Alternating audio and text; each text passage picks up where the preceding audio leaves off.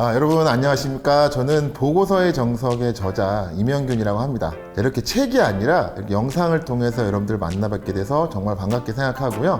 저는 지금부터 총 5편에 걸쳐서 보고서에 대한 얘기를 조금 해보려고 합니다. 바로 이 책인데요. 이 책의 내용에서 엑기스만 짜고 또 짜고 쫙 압축해가지고 핵심적인 내용 중심으로 총 5분 동영상을 5강으로 구성을 해서 여러분들께 제공을 하려고 합니다. 긴 시간 아니고요. 5분씩 5강 25분만 투자하셔서 보고서에 대한 내용 확실하게 개념 잡아가시기 바랍니다. 쭈빼기! 먼저 질문 하나로 시작해 보려고 하는데요. 여러분, 세상에서 제일 어려운 게 2가지가 있다고 해요. 혹시 뭔지 아시나요? 첫 번째는 남의 주머니에 있는 돈을 내 주머니로 옮겨오는 일. 두 번째는 내 머릿속 생각을 남의 머릿속으로 집어넣는 일이라고 합니다. 어떠세요? 여러분들 좀 공감하시지 않나요? 이 2가지 때문에 우리가 매일매일 스트레스 받고 그 지옥가드 같은 회사에 출근도 하고 맨날 보고서도 써야 되고 스트레스 때문에 고생하는 이 2가지 결정적인 이유라고 생각을 합니다. 자, 첫 번째 어려움은 어쩔 수가 없죠. 먹고 살려면 돈을 벌어야 되기 때문에 감내해야 된다고 생각을 합니다. 근데 두 번째 어려움은 조금만 노력하면 극복할 수 있다고 생각을 해요.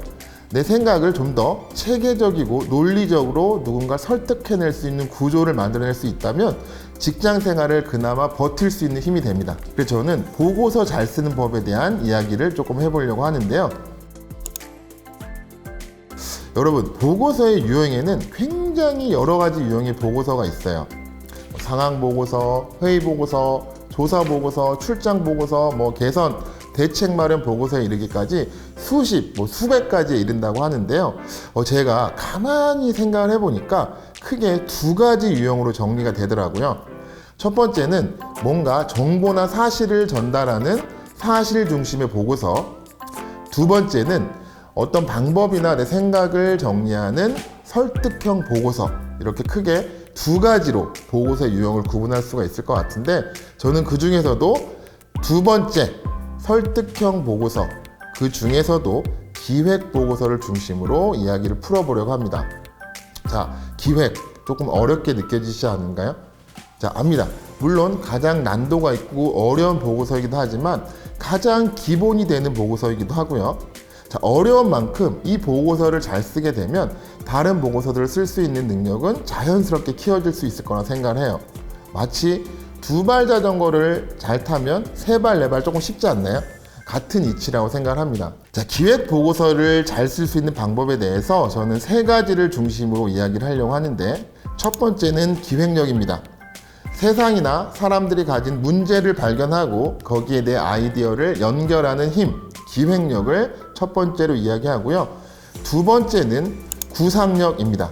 구상력은 어떤 생각을 막 흩어뿌리는 나열이 아니라 일정한 규칙에 따라 체계적으로 정리해내는 배열하는 능력인 구상력.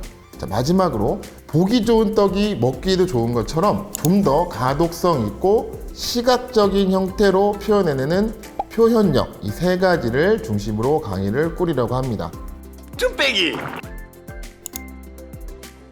본격적으로 3가지 능력을 소개하기 전에 제가 여러 가지 참고 자료랑 보고서 컨설팅, 코칭 등을 하다 보니까 결국엔 3문장으로 좋은 보고서의 조건을 정리를 할 수가 있었습니다. 자, 첫 번째는 보고서는 사실이나 정보의 나열이 아니라 작성자의 생각과 의도를 표현하는 것이며 사실이 아닌 의견에는 이유와 근거를 통해 뒷받침한다입니다. 자, 여러분, 보고서에요, 내 생각이나 의도 없이 사실, 정보, 참고 문헌, 뉴스 기사 등등만 담아놓으면 그걸 보고 상사가 뭐라 할 것 같으세요? 이렇게 얘기할 겁니다. 그래서 하고 싶은 말이 뭐냐? 이런 말을 듣지 않으려면, 자, 보고서에서 이게 핵심입니다, 이게 결론입니다가 있어야 합니다. 그리고 그 결론이나 의견은 사실이 아니기 때문에 설득 가능한 객관적인 근거를 통해서 뒷받침해야 된다. 자, 이게 좋은 보고서의 첫 번째 조건이었고요.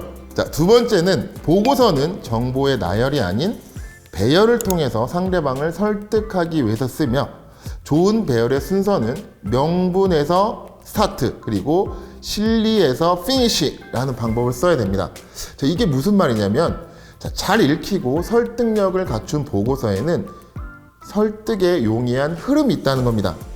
자, 이걸 저는 3W1H 원칙으로 제시를 할 건데요. 그 내용은 3강에서 확인이 가능하실 거니까 3강을 주목해 주시길 부탁을 드립니다. 자, 만약에 정보가 배열되어 있지 않고 나열되어 있으면 상사가 이렇게 또 얘기할 겁니다. 야, 정리해서 다시 가져와. 야, 생각을 정리해 좀 하고 써 라고 얘기할 게 분명해요. 그래서 그 방법을 피하는 원칙에 대해서 3강에서 소개를 하게 될 거고요. 자, 마지막으로 이 말은 많이 들어보셨을 겁니다. 결국 보고서는 내가 아니라 상대방의 입장에서 쓰며, 보고서는 잘 읽히는 게 중요한 게 아니라 딱 보는 순간 상대방의 머릿속에 그림이 그려지는 보고서가 좋습니다. 자, 보고서는요, 읽다라는 표현이 맞을까요? 보다라는 표현이 맞을까요? 자, 사람마다 의견이 분분하겠지만 아마 보다라는 쪽에 많은 사람들이 손을 들었을 것 같은데, 자, 그 표현에 주목해야 됩니다. 보고서는 읽지 않고 봅니다. 그러면 잘 보이게, 한 방에 알아들을 수 있게 잘 그림이 그려지는 보고서가 정말 좋은 보고서가 갖춰야 될 조건이라고 생각합니다. 자, 이 원칙에 대해서는 4강 표현력에 대해서 한번 구체적으로 한번 알아보도록 하겠습니다. 자, 여기까지 해서 제가 강의에서 다룰 내용과 기획력, 구상력, 표현력 세 가지의 의미에 대해서 한번 설명해 봤는데, 이제 구체적으로 하나하나 세부적인 내용을 살펴보도록 하겠습니다. 자, 1강 마치도록 하겠습니다. 감사합니다.